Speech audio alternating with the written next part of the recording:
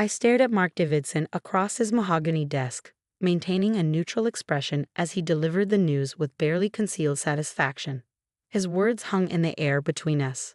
We're restructuring the department, and unfortunately, your position won't exist after next month. I see, I said quietly, watching his smirk grow wider. But before you go, he continued, leaning back in his leather chair, you'll need to train your replacement. Jennifer starts tomorrow.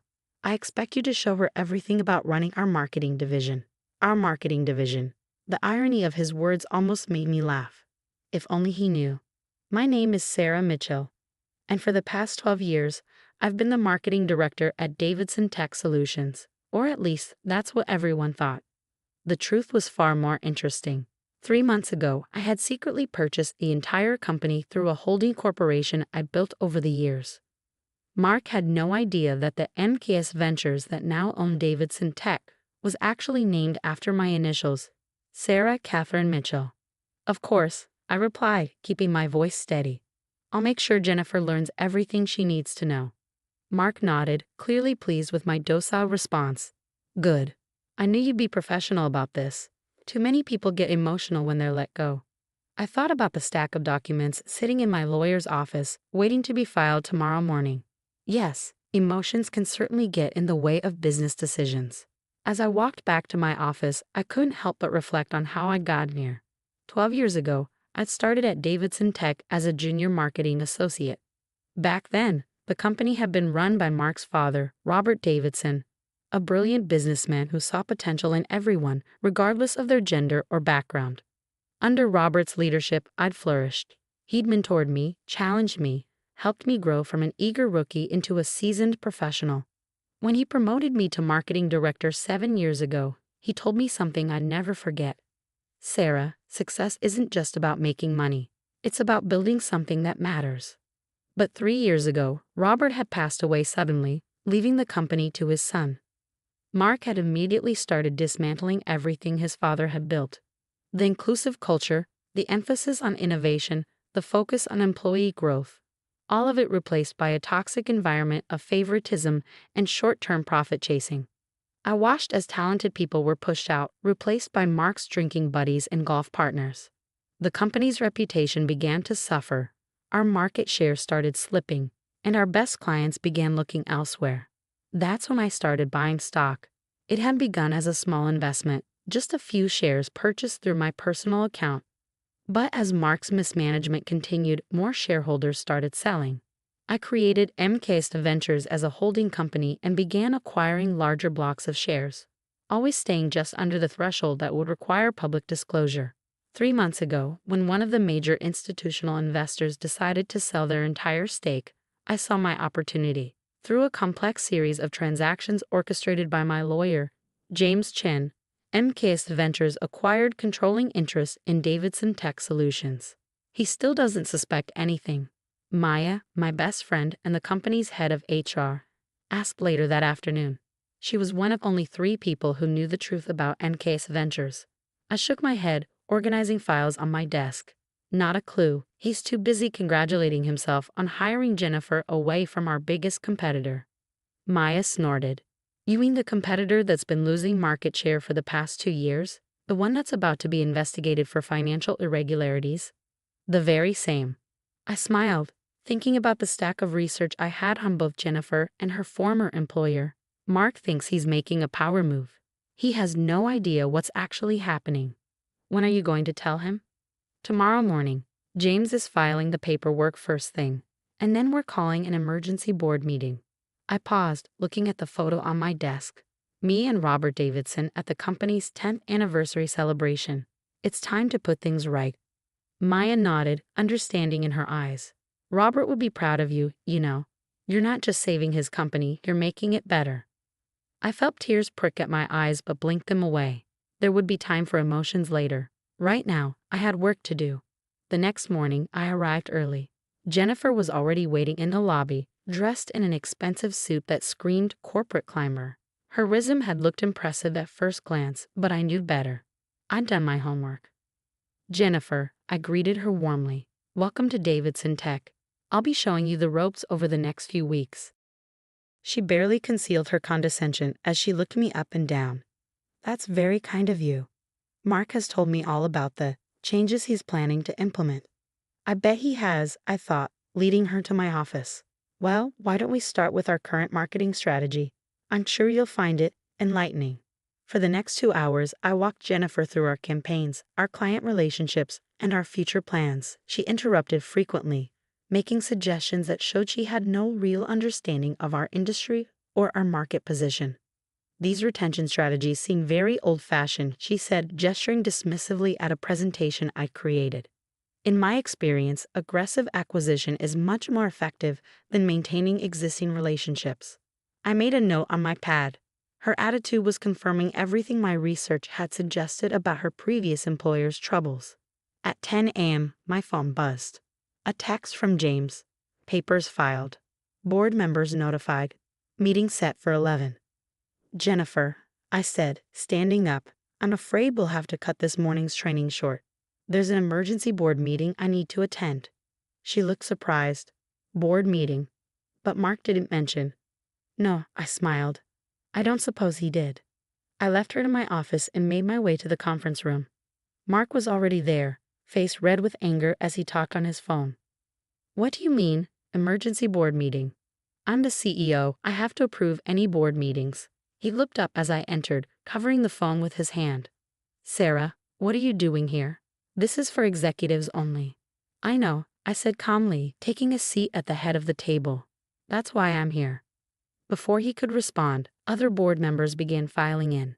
I recognized most of them. The old guard who had served under Robert, gradually pushed to the sidelines by Mark over the past 3 years. James Chen arrived last, carrying a thick folder of documents. He nodded to me as he took his seat. What's going on here? Mark demanded, looking around the room. I didn't authorize this meeting. No, I said, standing up. I did. The room fell silent as James began distributing documents to each board member. 3 months ago, I continued, my voice steady, MKS Ventures acquired controlling interest in Davidson Tech Solutions. As of this morning, that acquisition is complete and fully documented with the SEC. Mark's face went from red to white. MKS Ventures. But that's my company, I finished for him. Named after my initials, Sarah Catherine Mitchell. The board members were reading through the documents now, murmurs of surprise and understanding filling the room. This is impossible, Mark sputtered. You're just a marketing director. You can't afford to buy a company this size. I thought about the years of careful investment, the long nights spent studying financial reports, the strategic planning that had led to this moment. Actually, Mark, I can. And I did. I opened my own copy of the documents. Now shall we discuss the future of Davidson Tech Solutions? The look on his face was everything I'd imagined it would be, a mix of shock, rage, and dawning comprehension. But this wasn't about revenge. This was about something much more important. I pulled out Robert Davidson's old photo from my folder and placed it on the table. Your father built this company on principles of innovation, integrity, and respect for every employee. It's time to return to those values. Mark stood up abruptly, his chair scraping against the floor. This is ridiculous. I'll have my lawyers look into this immediately. There's no way this takeover is legal. James Chen cleared his throat. I assure you, Mr. Davidson, everything is perfectly legal. I've personally overseen every transaction. Would you like to see the documentation of how Ms. Mitchell acquired the shares? I watched as James methodically laid out the paper trail, every stock purchase, every filing, every legal document that proved MKS Ventures' legitimate acquisition of Davidson Tech Solutions. As you can see, James continued, his voice professionally neutral, Ms. Mitchell now owns 51% of the company's shares. The board has been called today to vote on new leadership. Mark's face contorted with rage. You sneaky little. I'd choose your next words very carefully. I interrupted, my voice cool. The board is watching. And they were. Every member sat alert, documents in hand, watching the drama unfold. Many of them had worked with Robert, had seen the company's decline under Mark's leadership. Members of the board, I said, standing to address them directly, for the past 3 years, we've watched this company lose market share, valuable employees, and most importantly, its identity. The culture of innovation and integrity that Robert Davidson built has been systematically dismantled. I began distributing another set of documents, charts showing the company's declining performance under Mark's leadership. Our profit margins have dropped 40% in 3 years. We've lost 12 major clients. Employee turnover is at an all-time high. But more than that, we've lost our way. The board members nodded, examining the numbers. They'd seen the decline firsthand, even if they'd been powerless to stop it. This isn't just about numbers, I continued. It's about who we are as a company. Robert Davidson built this company to be more than just another tech firm. He wanted to create something that mattered. Oh, spare us the sentimental garbage, Mark spat. Business is about profit, not your precious feelings about my father. A board member, Janet Chen, no relation to James, spoke up. Actually, Mark, business is about sustainable growth and strong leadership. Something we haven't seen much of lately. Others began nodding in agreement. The tide was turning. I moved to vote on new leadership, Janet said firmly. I second the motion, another board member added. Mark looked around wildly, realizing he was losing control. You can't do this. I'm a Davidson. This is my company. No, I said quietly. It was your father's company, and he knew that leadership isn't inherited. It's earned. The vote was quick and decisive. Within 15 minutes, Mark Davidson was no longer CEO of Davidson Tech Solutions. Security was called to escort him from the building, his face purple with rage as he shouted threats about lawsuits and revenge. As the board filed out, Janet stayed behind. That couldn't have been easy, she said, squeezing my shoulder. But it was necessary. I nodded, feeling the weight of responsibility settling on my shoulders. The hard part's just beginning. And it was. The next few weeks were a whirlwind of activity. First, there was Jennifer to deal with. She'd been hired by Mark specifically to replace me, but her contract hadn't been finalized.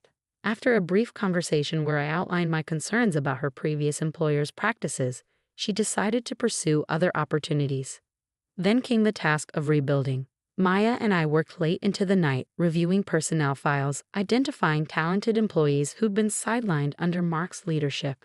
Look at this, Maya said one evening, pulling up a file.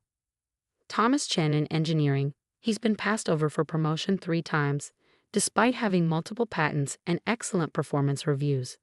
Let's set up a meeting, I replied. We need people like him in leadership positions.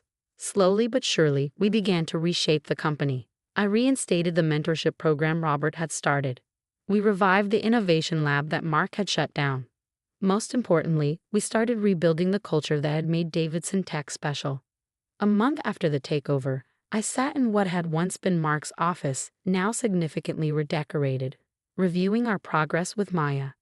Employee satisfaction scores are up 30%, she reported, and we've had 3 former employees reach out about coming back. I smiled, thinking about the changes we'd made. The office felt different now, more energetic, more alive. People weren't afraid to share ideas or raise concerns. But not everything was smooth sailing. Mark, true to his word, had his lawyers examine every aspect of the takeover. They found nothing irregular, but the scrutiny was stressful. Then there were the industry rumors he tried to spread, suggesting the company was unstable under new leadership. We answered those rumors with results. Within 6 months, we'd not only stabilized our market position but begun to grow again. Innovation, once stifled, flourished. New products were developed, new clients signed. 1 year after the takeover, I stood in front of the entire company at our annual meeting. The auditorium was packed. We'd hired over 100 new employees in the past year. When Robert Davidson founded this company, he had a vision, not just of creating successful products, but of building something meaningful, a place where innovation and integrity went hand in hand. I paused, looking out at the sea of faces. Some had been there under Robert's leadership, others were new, but all shared the same sense of purpose. For a while, we lost sight of that vision. But today, we're back on track. Our profits are up 45% from last year. Our employee satisfaction is at an all-time high. But more importantly, we're making a difference. I gestured to the screen behind me, showing our latest project. A collaborative effort between our tech team and local schools, helping bring STEM education to underprivileged communities. This is what success looks like, I continued. Not just numbers on a spreadsheet, but real impact on real people's lives. After the meeting, Maya found me in my office, staring at Robert's old photo. "He would be proud, she said softly. I nodded, touching the frame gently. "I hope so. Sometimes I wonder if I did the right thing, taking over the way I did." "Sarah," Maya said firmly, "you didn't just take over. You saved this company. Look at what you've built." She was right. In the past year, we'd done more than just restore the company. We'd made it better. Our technology was more innovative, our culture stronger, our impact greater. The photo on my desk wasn't just of Robert anymore. Next to it sat a new one, taken at our last company picnic. Hundreds of smiling faces, all part of something bigger than themselves. That evening, as I prepared to leave the office, I received an unexpected email. It was from Robert's widow, Margaret. "Dear Sarah, I've been watching what you've done with the company this past year. Robert always said you were special, that you understood what Davidson Tech was really about. He was right. Thank you for keeping his dream alive and for making it even better. With gratitude, Margaret." Tears pricked at my eyes as I read her words. This was why I'd done it, not for revenge against Mark, not for personal gain, but because some things are worth fighting for.